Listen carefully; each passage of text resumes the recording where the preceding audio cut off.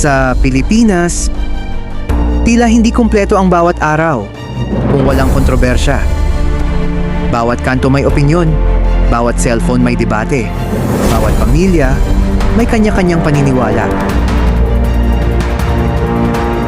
Mula sa politika hanggang social media, mula sa bangayan ng mga makapangyarihan hanggang sa katahimikan ng ordinaryong mamamayan.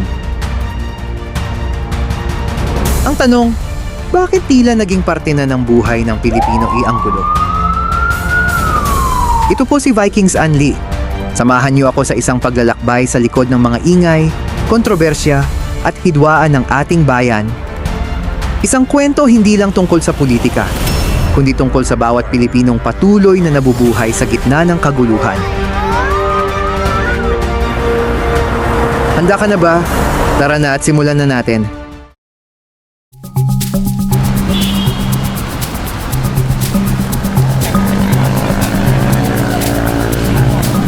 Ang mga Pilipino likas na madamdamin.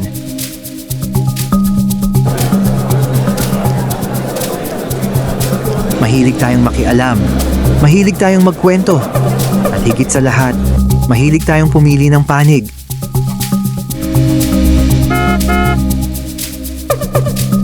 Sa social media, bawat isa naging eksperto. May kanya-kanyang katotohanan, kanya-kanyang bersyon ng bayan.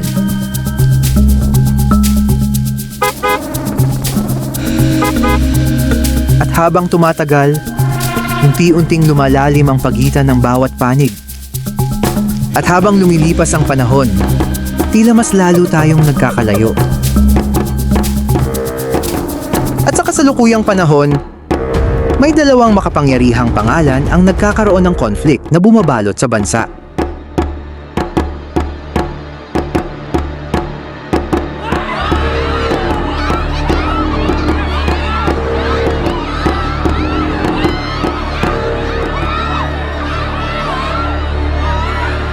Ang mga Marcos at ang mga Duterte. Dalawang pamilyang may sariling kwento, sariling taga-suporta, at sariling katotohanan. Ngunit habang nasa itaas ang kanilang laban, ang mga ordinaryong Pilipino ang naiipit sa gitna.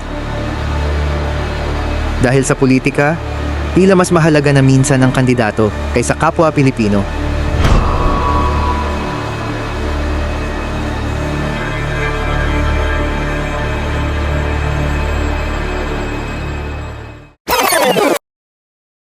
Habang abala ang bayan sa politika, may mas tahimik na laban na nangyayari.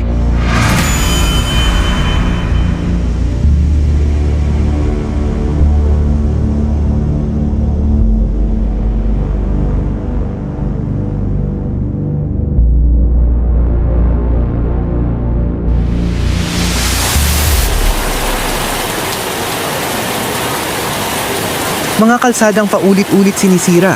Mga proyektong bilyon ng halaga. Pero bakit sa bawat bagyo, tila parehong problema pa rin ang bumabalik? Flood control, pondo to corruption. Mga salitang matagal nang naririnig ng Pilipino. At sa bawat iskandalong lumalabas, paunti-unting nawawala ang tiwala.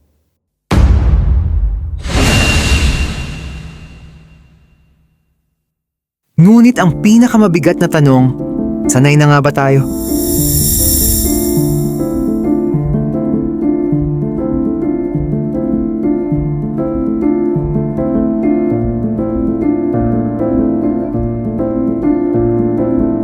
Naiwan ng mga unfinished projects, pero sa papel, complete na.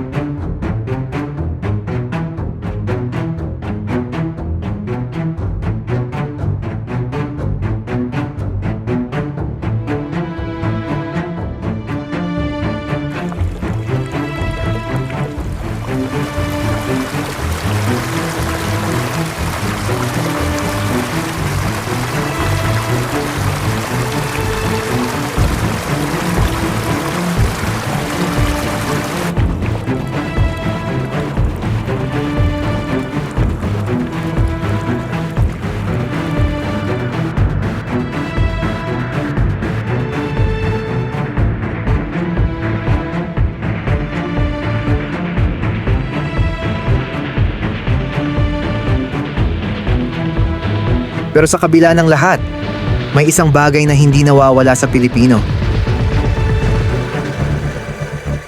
Ang kakayahang bumangon. Habang ang nasa itaas ay naglalaban, ang ordinaryong Pilipino ay tahimik na lumalaban para mabuhay.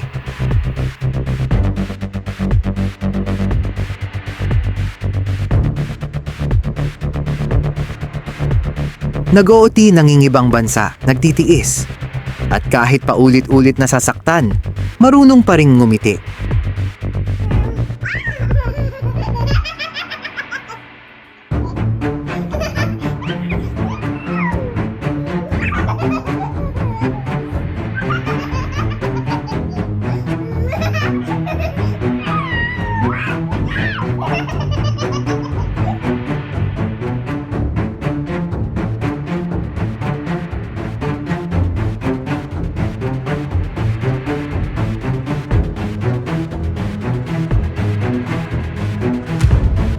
Habang ang mga nasa kapangyarihan ay nagde-debate, may mga manggagawang maagang gumigising para maghanap buhay.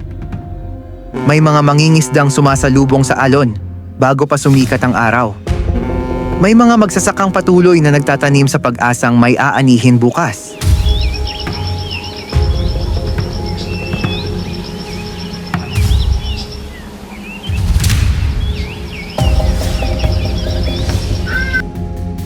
At kapag dumarating ang sakuna, hindi natin unang nakikita ang politika. Ang unang lumalapit ay kapwa Pilipino. May nag-aabot ng pagkain, may nagliligtas, may nag-aalay ng oras, lakas, at pagmamalasakit.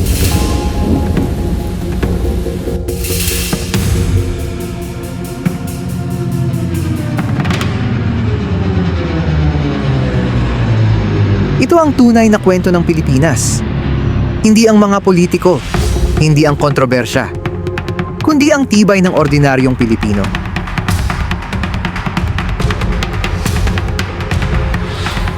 Dahil sa huli, ang tunay na lakas ng Pilipinas ay hindi matatagpuan sa mga palasyo ng kapangyarihan.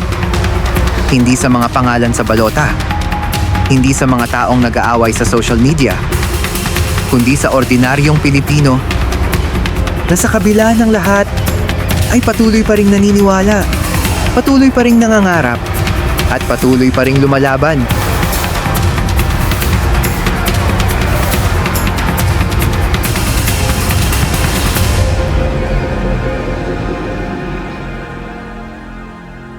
Maraming nagsasabing magulo ang Pilipinas. At marahil, totoo yon. Pero baka ang tunay na problema, hindi lang ang mga nasa kapangyarihan, kundi ang unti-unti nating pagkawala ng pakikinig sa isa't isa. Sa panahon ng social media, mas mabilis tayong magalit kaysa umunawa.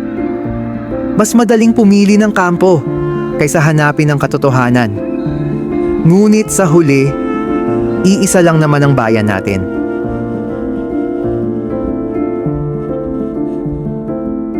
Isang watawat, iisang dugo, iisang Pilipinas. At marahil, ang tunay na laban ng Pilipino ay hindi laban sa kapwa Pilipino, kundi laban para sa kinabukasan ng susunod na henerasyon. Para sa bawat Pilipinong patuloy na lumalaban. Mabuhay ang Pilipinas!